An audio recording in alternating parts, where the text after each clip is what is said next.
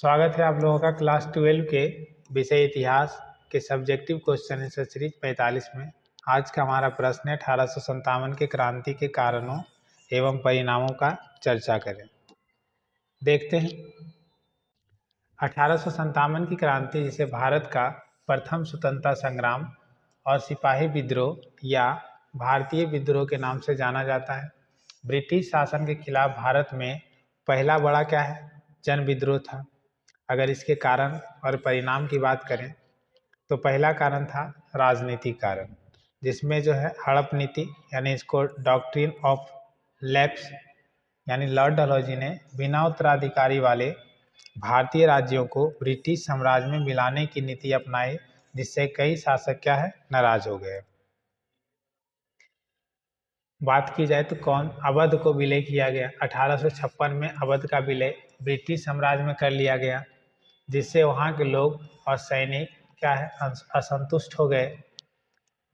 अगला है परंपरागत रियासतों का पतन। स्थानीय शासकों जमींदारों ने अपने अधिकारों और पदों का हनन के कारण विद्रोह का क्या है, समर्थन किया।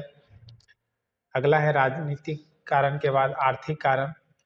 भारतीय किसानों पर भारी करों का बोझ डाला गया, जिससे उनकी आर्थिक स्थिति बिगड़ गई। पारंपरिक हस्तशिल्प उद्योग का पतन हुआ, क्योंकि ब्रिटिश आयातित वस्तुओं ने भारतीय बाजार पर क्या है, कब्जा कर लिया। जमींदार शिल्पकारों के जीवन स्तर में क्या है, गिरावट आई।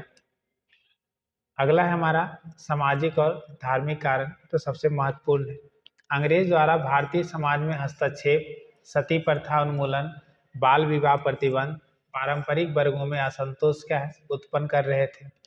और ईसाई धर्म प्रसार प्रयासों ने धार्मिक भावनाओं को क्या है, आहत किया।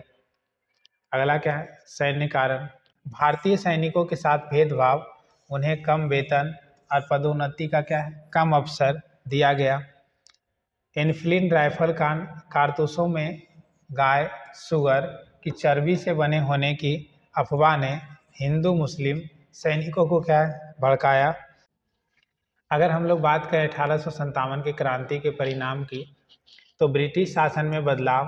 1858 भारत शासन अधिनियम लागू हुआ और ईस्ट इंडिया कंपनी का शासन समाप्त कर भारत को सीधे ब्रिटिश क्राउन के अधीन क्या है, लाया गया, जो इम्पोर्टेंट था। और यहाँ जो है, यहाँ से नियुक्ति होती है किसकी, वायसराय की। उसके बाद क्या, सैन्य पुनर्गठन। भारतीय सैनिकों की संख्या घटाई गई, ब्रिटिश सैनिकों की संख्या क्या है, बढ़ाई गई। सेना में भारतीय और अंग्रेजों के बीच असंतुलन क्या है, रखा गया। अगला है राजनीतिक प्रभाव। रियासतों की स्वतंत्रता का आश्वासन दिया गया और उन्हें ब्रिटिश शासन के प्रति वफादार क्या है, बनाया गया। भारत में ब्रिटिश साम्राज्य को क्या है, मजबूत किया गया।